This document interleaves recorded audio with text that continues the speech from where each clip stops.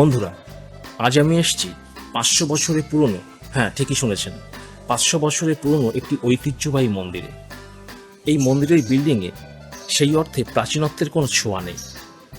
বিভিন্ন সময় এই মন্দিরে হয়েছে সংস্কার এবং আজও সংস্কার হয়ে চলেছে।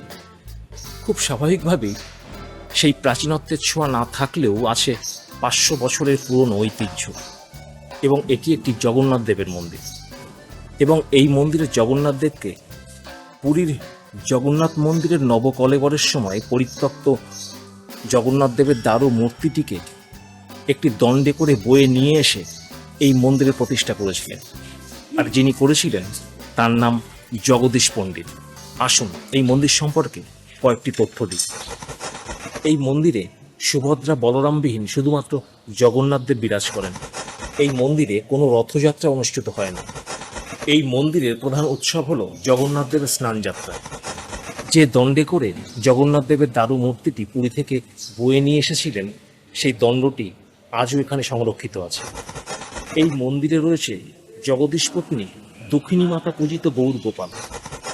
বন্ধুরা, ভিডিওটি শুরু করার আগে একটি অনুরোধ করব, যদি ভিডিওটি ভালো লাগে তাহলে অবশ্যই লাইক কমেন্ট করবেন এবং চ্যানেলটি সাবস্ক্রাইব করে পাশে থাকবেন। আর হ্যাঁ, আপনারা এখানে কিভাবে আসবেন তার পথ নির্দেশ এই ভিডিওর শেষে থাকবে।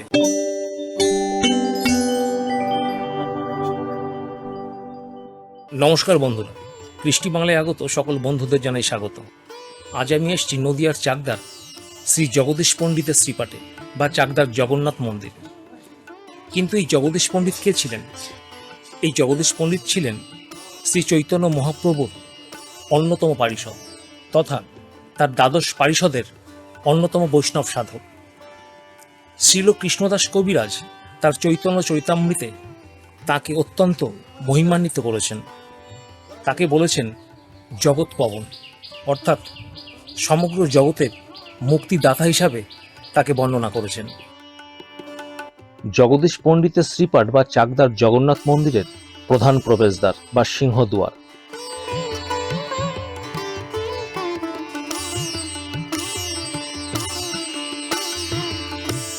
ভীষণ সুন্দর আধ্যাত্মিক পরিবেশ।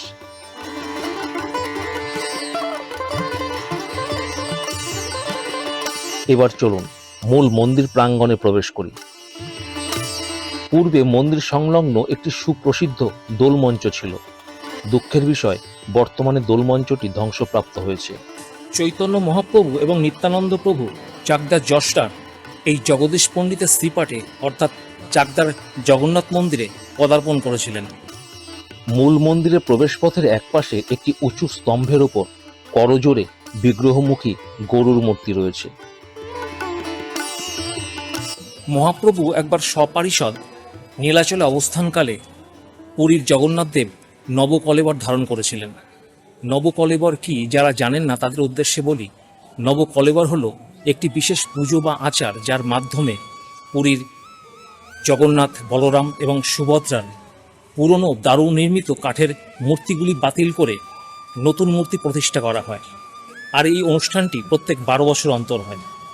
জগদীশ পণ্ডিত পুরী থেকে বাড়ি আসার পথে তিনি জগন্নাথ দেবের নির্দেশ পান তার পরিত্যক্ত দারুমূর্তি নিয়ে গিয়ে তার মায়াপুরের বাড়িতে প্রতিষ্ঠা করার। বাংলার গৌরীয় ধন এই পবিত্র নগরী চাকদহের শ্রী জগদীশ পণ্ডিতের শ্রীপাঠ দর্শন করা এবং তার পূজ্য জগন্নাথ ও গৌর গোপালের দর্শন পাওয়া অত্যন্ত সৌভাগ্যের বলে মনে করা হয়। বর্তমানে এই মন্দিরটি গৌরীয় মঠের অধীনস্থ।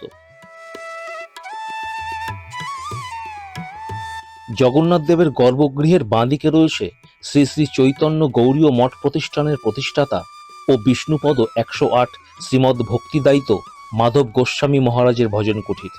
ভক্তি সিদ্ধান্ত সরস্বতী ঠাকুর তার অভিজ্ঞতা লিখেছেন এইভাবে: জগদীশ পণ্ডিত জগন্নাথ দেবের দারু মূর্তিটিকে নাকি একটি কাঠিতে করে ঝুলিয়ে নিয়ে আসছিলেন এবং জগন্নাথ দেবের করুণায় সেই মূর্তিটি পালকের মতো হালকা হয়ে গিয়েছিল, যাতে তার বয়ে নিয়ে আসতে সুবিধা হয়। জগদীশ পণ্ডিত জগন্নাথের দারু মূর্তিটি বয়ে নিয়ে চলেছেন। দীর্ঘ পথ অতিক্রম করার পর চাকদার যশার কাছে এসে তার ইচ্ছা হয় গঙ্গা স্নানের। সেই সময় গঙ্গা এই মন্দিরের পাশ দিয়ে প্রবাহিত ছিল। পরিশেষে তিনি দারু মূর্তিটিকে মাটিতে নামিয়ে গঙ্গা স্নানে নামেন। তারপর স্নান সেরে উঠে তিনি দারু মূর্তিটি তুলতে গিয়ে দেখেন দারু মূর্তিটি বিশাল ভারী হয়ে গেছে, তাকে বহন করা প্রায় অসম্ভব। চাকদার যশরায় ভগবানের থাকার ইচ্ছা বুঝতে পেরে তিনি নিরুপায় হয়ে জগন্নাথ দেবকে গঙ্গার পাশেই প্রতিষ্ঠা করেন। তারপর তিনি মায়াপুর ছেড়ে চাকদাতেই পাকাপাকিভাবে বসবাস শুরু করেন। প্রথমে জগন্নাথ দেবকে একটি বটগাছের নিচে প্রতিষ্ঠা করা হয়েছিল। পরে রাজা কৃষ্ণচন্দ্র রায় একটি বড় মন্দির তৈরি করে দিলে জগন্নাথ দেবকে সেই নতুন মন্দিরে স্থানান্তরিত করা হয়।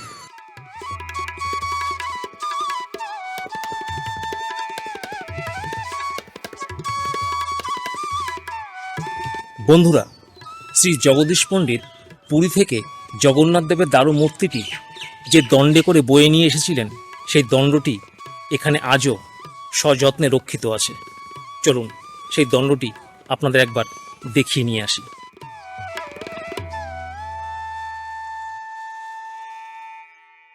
এই সেই 500 বছরের পুরনো দণ্ড, যে দণ্ডে করে জগদীশ পণ্ডিত পুরী থেকে জগন্নাথ দেবের দারু মূর্তিটি বয়ে নিয়ে এসেছিলেন।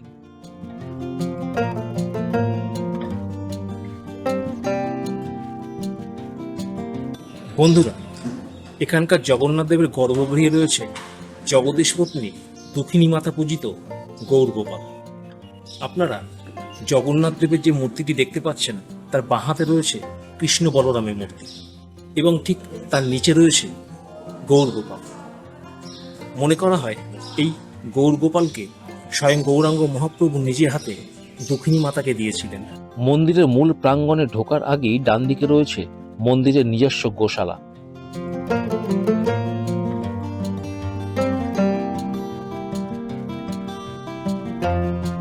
আর বাদিকে ঘুরলেই একটু দূরে দেখতে পাবেন জগন্নাথ দেবের স্নানবেদী।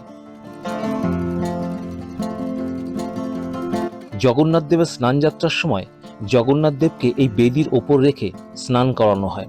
এই জগন্নাথ মন্দির একমাত্র জগন্নাথ মন্দির যেখানে সুভদ্রা এবং বলরামবিহীন জগন্নাথ দেব বিরাজ করেন, এবং এখানে রথযাত্রাকে কেন্দ্র করে এই মন্দিরে কোনো উৎসব হয় না। এই মন্দিরের একটি উৎসব জগন্নাথ দেবের স্নান যাত্রা।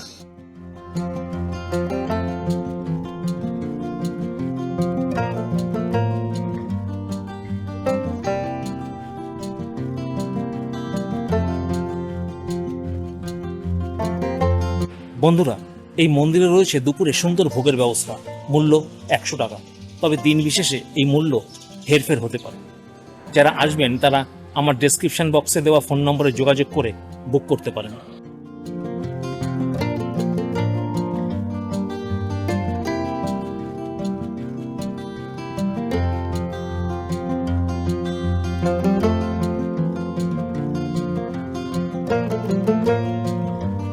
বন্ধুরা, এবার কথা হলো আপনারা এখানে কিভাবে আসবেন। এখানে আসা ভীষণ সিম্পল। আপনারা শিয়ালদা মেল লাইনে কৃষ্ণনগর, রানাঘাট, লালগোলা, গেদে, শান্তিপুর যে কোনো ট্রেন ধরে চলে আসুন চাকদা। চাকদা নেমে 1 নম্বর প্ল্যাটফর্ম দিয়ে বেরোবেন, বেরিয়ে চলে আসুন রেলগেটে, 50 নম্বর রেলগেট। রেলগেটেই পেয়ে যাবেন এই জগন্নাথ মন্দিরে আসার টোটো রিক্সা। ভাড়া নেবে শেয়ারিংয়ে 15 টাকা, আর যদি রিজার্ভ করে আসেন সেক্ষেত্রে ভাড়া নেবে ম্যাক্সিমাম 30 টাকা।